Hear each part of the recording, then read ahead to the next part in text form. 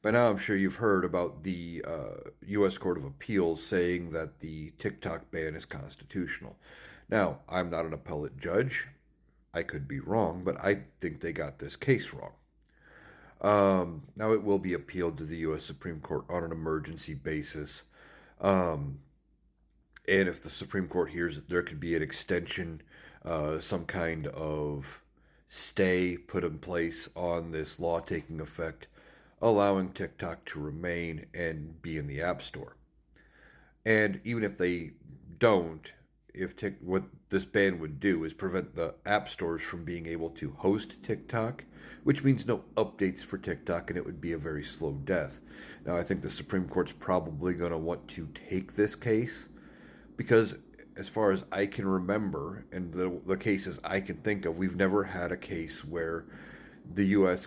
government has told, by a law passed in Congress, a very specific, a single U.S. company, that they must sell to an American company or be banned.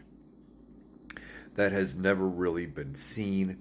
And the grounds for their uh, ruling of this in the U.S. appellate court was saying that, well, because it's a foreign owned company, even though the Supreme Court held in Citizens United that companies have the rights of people when it comes to speech, especially when it comes to spending their money for speech.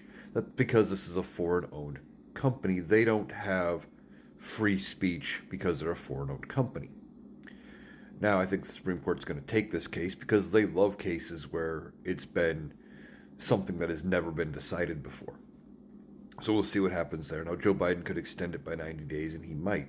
But why did this ban go into effect initially? Well, Republicans in Congress pushed for it more than Democrats. And why did they want it so bad? Well, they were trying to tie it to a big foreign aid package.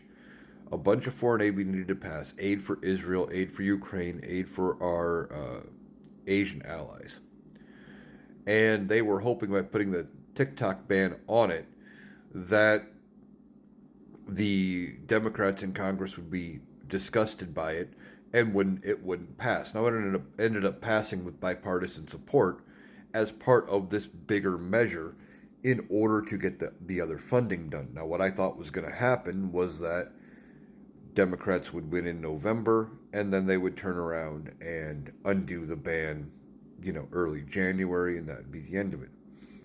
Now, with Republicans coming in, that same thing might still happen. Donald Trump has been saying on the campaign trail he was in favor of TikTok. He wants to keep it. Now, whether he actually cares or not, I don't know. But so far, he's at least sounding like he's interested in keeping it around.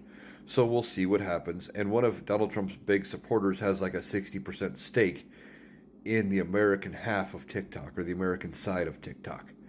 So I don't think TikTok's going to ultimately go away. But if something should happen, like a lot of people, I post all my content up on other platforms as well. I am also on YouTube. There is a link in my bio. And if this app goes away, you will find me over there. And should there be a new app that comes out to replace TikTok in some form, I'll be on there as well. At least I'll be trying to be on there as well. Especially if TikTok goes away, it'll be a little easier. So I don't know if this is going to be a permanent thing. I still think the Court of Appeals is going to weigh, or the Supreme Court's going to weigh in on that emergency appeal. And we'll just have to wait and see what happens.